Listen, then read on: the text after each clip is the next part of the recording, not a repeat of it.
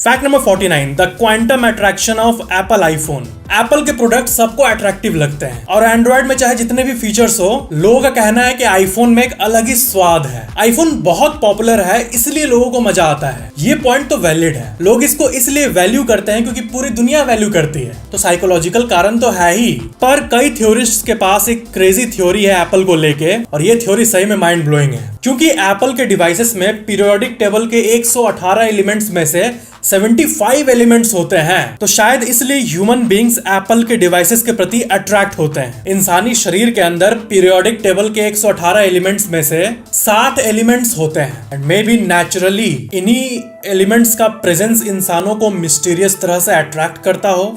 May be जरा सोचो एक बार, अगर आपके हाथ में आईफोन है तो पूरे ब्रह्मांड के 118 एलिमेंट्स में से 75 एलिमेंट्स आपके हाथों में मौजूद है, तो कहीं ना कहीं ये सेंस बनाता है कि हम इससे एक अजीब तरह से क्यों अट्रैक्ट होते हैं। Fact number 48, the greatest device mobile phone. पूरे 8 बिलियन के धरती के आबादी में करीब 70% यानी 6 बिलियन लोग स्मार्टफोन्स का इस्तेमाल करते हैं, पर इस दुनिया में टोटल 12 बिलियन मोबाइल फोन्स हैं according to GSMA real time intelligence data. तो इसका मतलब ये कि इंसानों की आबादी से ज्यादा मोबाइल फोन्स मौजूद हैं, पर आबादी का 70% ही तो फोन यूज करता है ना, जिसका मतलब ये हुआ कि एवरेजली ज्यादातर स्मार्टफोन यूजर्स के पास एक से ज्यादा फोन है। Fact number 47, please baby no no no no not on 29th। आपको ये पता ही होगा कि जब भी किसी बच्चे का जन्म होने वाला होता है और डेट होता है फरवरी 29, तब पापा प्रे कर रहे होते हैं कि आज नहीं बेटा कल जन्म ले लेना। फरवरी का महीना 28 दिन का होता है, लेकिन हर 4 साल बाद एक साल ऐसा आता है जिसमें फरवरी 29 दिनों का होता है। और इसके पहले साल 2020 में आया था 29 फरवरी, उसके पहले साल 2016 में, उसके पहले 2012 में। हर 4 साल में एक बार। तो जिस इंसान का इस डेट को जन्म होता है वो 4 साल में एक ही बार अपना बर्थडे मना पाता है, या फिर एक दिन पहले मनाना पड़ता है बाकी साल में, जिसमें कि ट्रू बर्थ डेट वाली फीलिंग नहीं आती।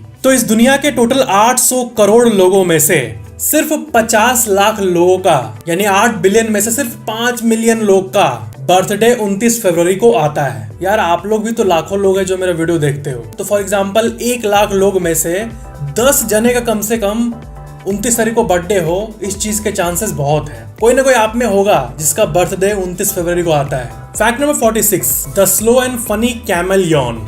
विज्ञान ने ये पाया है कि जिस ऑर्गेनिज्म का जितना बड़ा ब्रेन होता है वो उतने ही देर तक यॉनिंग करता है, यानी जम्हाई लेता है। जैसे चूहों का ब्रेन बहुत छोटा होता है तो उनका जम्हाई आधे सेकंड से भी कम होता है, और कैमल यानी ऊंट, उसका ब्रेन बहुत बड़ा होता है, इसलिए आपने ऊंटों को देखा होगा ऐसे करके बहुत स्लो यॉन करते हैं। Fact number 45, Titanic discovery was a playful coincidence. Titanic डूबा था साल 1912 में, और उसके 73 साल बाद यानी 1985 में उसका मलबा मिला था, और इस मिशन को रॉबर्ट बेलार्ड ने लीड किया था। लेकिन इस मिशन के बारे में एक अमेजिंग फैक्ट है जिसको सुन के आपके होश उड़ जाएंगे। रॉबर्ट बेलार्ड कभी टाइटैनिक को खोजने निकले ही नहीं थे। 1985 में उनको गवर्नमेंट की तरफ से एक सीरियस मिशन मिला था, एक खोया हुआ न्यूक्लियर सबमरीन को खोजने का मिशन, और वो जब उस मिशन में गए थे तो वक्त से पहले उस न्यूक्लियर सबमरीन को खोज डाले थे, और उनके पास बहुत फ्री टाइम बचा था। तो उन्होंने अपने कलीग्स को बोला कि चल टाइटैनिक को भी खोजने का एक बार ट्राई करते हैं। इस एक्स्ट्रा टाइम में टाइटैनिक मिला तो मिला, नहीं तो नहीं मिला, एंड लकीली टाइटैनिक का मलबा जो प्लेफुली वो खोज रहे थे वो भी मिल गया। और सबसे अमेजिंग बात यह है कि जब ये मिशन अनाउंस हुआ था तब न्यूज PR मीडिया को यही बताया गया था कि हम टाइटैनिक को खोजने निकल रहे हैं, लेकिन ये कवर अप स्टोरी था ताकि लोगों को लगे कि ये सिर्फ साइंटिफिक मिशन था, खोजने वाला मिशन। किसी को पता ना चले कि ये गवर्नमेंट का एक सीक्रेट सीरियस मिशन है, खोया हुआ न्यूक्लियर सबमरीन वापस लाने का मिशन, और दूसरे देशों का अटेंशन ना मिले न्यूक्लियर सबमरीन पे, इसलिए कहा गया था कि टाइटैनिक खोजने निकल रहे हैं लोग। पर उनका मिशन तो पूरा हो गया, तो वो अपने साथियों से कहे होंगे कि यार न्यूक्लियर सबमरीन तो मिल गया, पर चल उस चीज को भी खोजने का ट्राई करते हैं जो हम लोग मीडिया में बोल के आए हैं, टाइटैनिक को।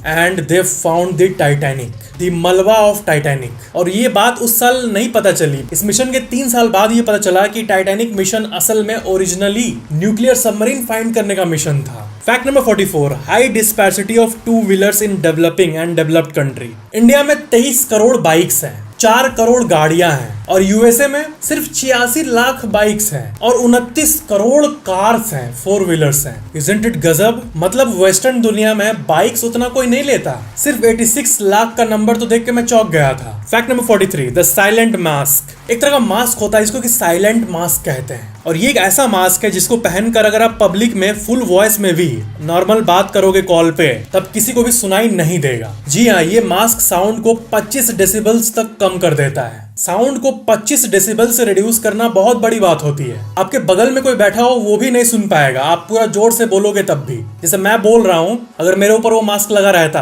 तो उस बगल वाले को भी नहीं सुनाई देता, सिर्फ जो कॉल पे है उसको सुनाई देगा। अब लड़के और लड़कियों को हेलो बाबू क्या कर रही हो, हेलो सब ठीक, ऐसे बात नहीं करना होगा। अब फुल वॉइस में आप लोग बात कर सकते हो। Fact number 42, the never did before world's first kidney shaped hospital. Gujarat में विश्व का पहला हॉस्पिटल बनने वाला है जो कि किडनी की तरह दिखता है, और आप गेस कर ही लिए होंगे कि इसमें किडनी का इलाज होगा, और यह हॉस्पिटल 1-2 सालों में बनकर तैयार हो जाएगा। Fact number 41, the unrealistic but still realistic fear. Surveys के हिसाब से हर टीनेजर के मन में एक डर होता है, और वो डर ये है कि रूम का पंखा उसके ऊपर नहीं गिर जाए, क्योंकि पंखा तो लटका हुआ है और गिरने के चांसेस होते हैं। आई थिंक आपके भी मन में कभी न कभी लेटे लेटे ये ख्याल जरूर आया होगा कि साला लेटा हूं और पंखा गिर जाए तो मैं मर जाऊंगा क्या। Fact number 40, the literal square root. अपने बचपन में मैथ्स में पढ़ा होगा स्क्वायर रूट, लेकिन आज मैं आपको असली स्क्वायर रूट दिखाऊंगा। देखना चाहोगे असली स्क्वायर रूट? ये देखो, एक स्क्वायर रूट है ना, अमेजिंग है ना square root. Fact number 39, very चालाक bro technique to save job. दुनिया के ज्यादातर वॉइस आर्टिस्ट जब एनिमेशन में वॉइस देते हैं तो वो अपने वॉइस का एक पर्सनल टच कैरेक्टर के वॉइस में रखते हैं जानबूझकर, ताकि अगर कंपनी उनको नौकरी से निकाल दे अगर, तो कोई और बिल्कुल वैसा ना कर पाए मिमिक, और उस एनिमेशन शो का टीआरपी कम हो जाए। अपने जॉब सिक्योरिटी के लिए ज्यादातर वॉइस ओवर आर्टिस्ट को अपना पर्सनल टच रखना पड़ता है। Fact number 38, the heavenly country for book artists. अगर आप नॉर्वे देश में अपना कोई किताब पब्लिश करते हो तो गवर्नमेंट आपके किताब की 1000 कॉपीज कंपल्सरली खरीदती है। जी हाँ, नॉर्वे की आर्ट काउंसिल जो कि गवर्नमेंट डिपार्टमेंट है, वो आर्ट को बढ़ावा देने के लिए हर पब्लिशर के किताब का 1000 कॉपी खरीदने का गारंटी लेती है और देश के लाइब्रेरीज में बांट देती है। और रीडिंग और आर्ट को बढ़ावा देने के लिए पूरी दुनिया में नॉर्वे ही इकलौती ऐसी कंट्री है जहां ऐसा कुछ होता है। हाँ, लेकिन इस लूप होल से कोई अनलिमिटेड मनी नहीं छाप दे कि आज किताब निकला 1000 कॉपी बिका, कल फिर एक किताब निकाल दिया 1000 कॉपी फिर बिक गया।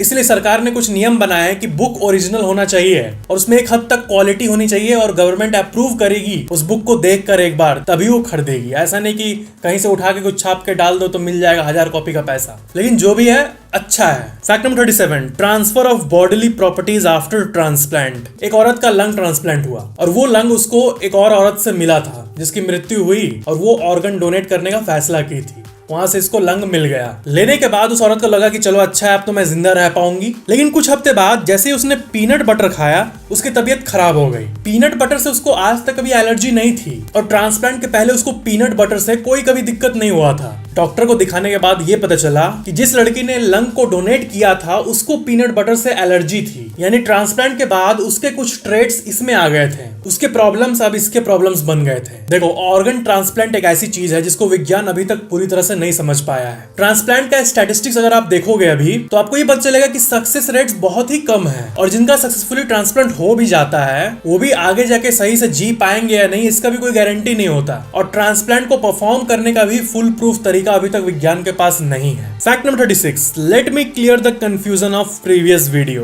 पिछले वीडियो में मैंने आपको एक फैक्ट बताया था कि आपका बाल बढ़ता है फिर आप काट देते हो, बढ़ता है फिर काट देते हो। लेकिन अगर आप नहीं काटोगे और जिंदगी भर जितना बाल बढ़ रहा है आपका, उसको अगर आप जोड़ोगे तो 1000 किलोमीटर आ जाएगा लेंथ। तो फिर आप लोगों का कमेंट आया कि 1000 किलोमीटर कुछ ज्यादा ही नहीं बोल दिया, लाइफ टाइम में 1000 किलोमीटर बाल कैसे बढ़ जाएगा?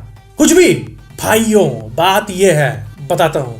लेकिन आप लोगों ने ये बताया कि साधु तो बाल नहीं कटवाते, तो उनका 1000 किलोमीटर बंगाल से दिल्ली तक क्यों नहीं बढ़ जाता?